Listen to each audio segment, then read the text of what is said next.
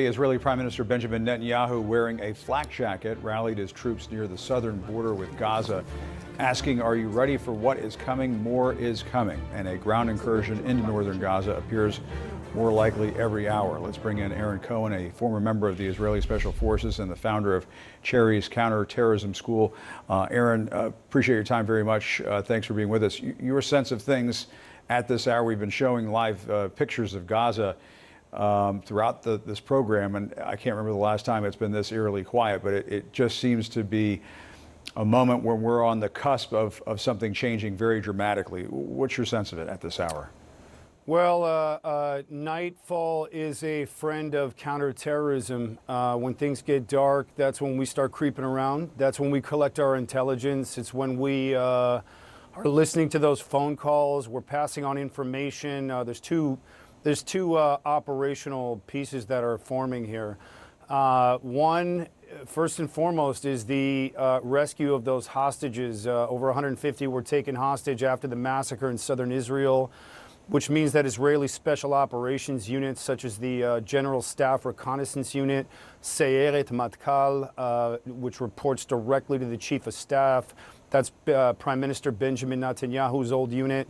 That's the same unit that went to Entebbe, Jim, in 1976 and rescued 103 hostages and brought them back to Israel after a week. A very highly skilled unit. You've got the Imam, the Yechidah Miuchedet Mishtartit, Israel's National Police Hostage Rescue Unit. They're preparing right now in conjunction with the command to potentially blitz and get all that information together. Hopefully they're training on scenarios right now if they've got time to build structures, and so that they'll be able to make very clean and fast entries into buildings and into tunnels. And that would potentially happen at the same time as this ground offensive, a smokescreen possibly. And at the same time, we've got the counteroffensive right now. We've had missiles that have been coming down for a couple of days. There's special operations units or troops from the Sheldag unit, which is the Kingfisher unit. Those are commandos who infiltrate, put those missiles down there selectively so that innocents don't get hit. And so we're looking at those two main pieces right now, which are getting prepped. And this quiet could just mean, this is the calm before the storm. But let me say this. Yeah. Israel's got a lot of experience with being attacked on multiple fronts. This isn't Israel's first rodeo. We've done this 5 times since 48, then again in 56, 67, 73. So I think what you're going to see now is Israel doing what it does best. It comes together, creative solutions, and getting organized quickly, and they're kicking the rust off right now, getting ready. And Jim, getting really, really focused, because this is going to get really serious, and it's going to be violent, and there will be casualties. Absolutely. And Aaron, what is your sense of it? Do you get the sense that, and this is based on your experience, that they have a general sense of where to look for these hostages, that they would like to pull the hostages out before this ground incursion really gets underway in a massive and overwhelming kind of way? Or have they perhaps reached a point where they know that that is going to be a difficult kind of operation to find those hostages? They could be in tunnels, they could be in any kind of house on a random street in Gaza. You just don't know. And that the incursion has to happen anyway because they want to carry out this mission to take out Hamas's leadership. What's your sense? Well, it's complicated. Hostage rescue is really complicated, Jim, and the reason why is because the hostage siege right now is happening in multiple locations. With dozens and dozens and dozens, 100, 150, probably more, that just hasn't been verified. And so you've got multiple target locations, and you're going to have multiple teams working in multiple places at the same time, performing very high-level operations, which Israel's really good at. However, to try and predict how that's going to happen is tricky, because at the same time, the operational goal is the complete destruction of Hamas. So what we've been seeing for the last couple of days with all the missiles and all the artillery is designed to really create pathways and openings for tanks and for the Givati unit, which is the unit that is responsible for the Southern Command. They're an elite infantry unit. They've got special operations within those units. So they're softening Gaza to be able to open up these pathways. But, who's to say that Israel hasn't been on the ground for the last 4 days conducting reconnaissance and surveillance missions within Gaza to bring that information back? Because the hostage rescue mission, Jim, is only is only as capable as the intelligence is real time. But again, Israel's really good at this. They're really creative, and they have a lot of experience with this particular set of missions. So it may be a combination, it may be a smoke screen, creating diversions.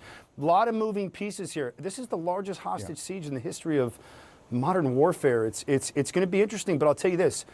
Israel's really good under pressure, and they're really smart, and they really are able to come together when the going gets tough. So I think you might see some magic here.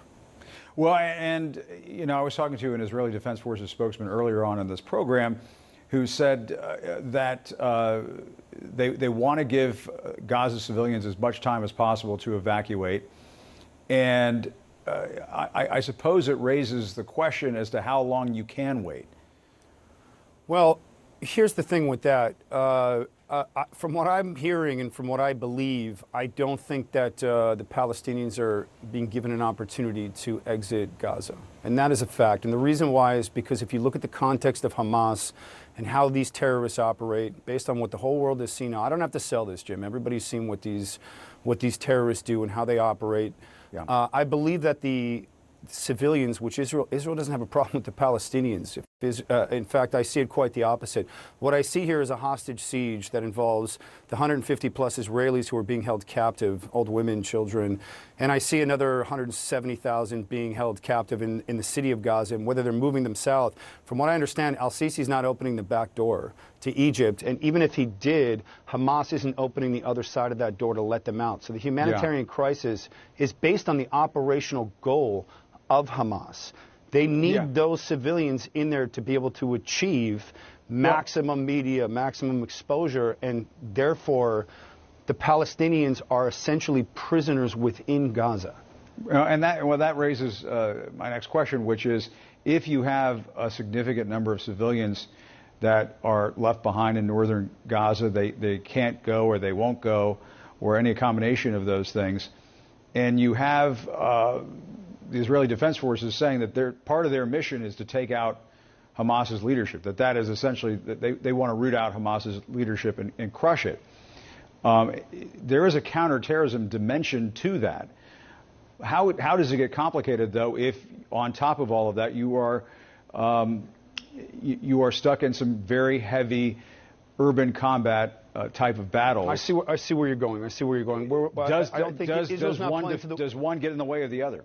Everything gets. There's a lot of shades of gray in this particular scenario, and it's unfortunate. But this is the modus operandi of, as we've seen, one of the most lethal terror groups in the world. And at this point right now, I can tell you from my colleagues who I served with back in the late '90s, who are in command positions now, the time for would-be's, could-be's, and maybes is over. It's now time in Israel's mind, and the world is seeing it, for the complete destruction of Hamas militarily and in every other format. Israel's focus right now is hostages. Their focus right now is the complete destruction of that organization, logistical supplies, every potential structure where weapons and communications, everything is being stored, and as well as every Hamas terrorist.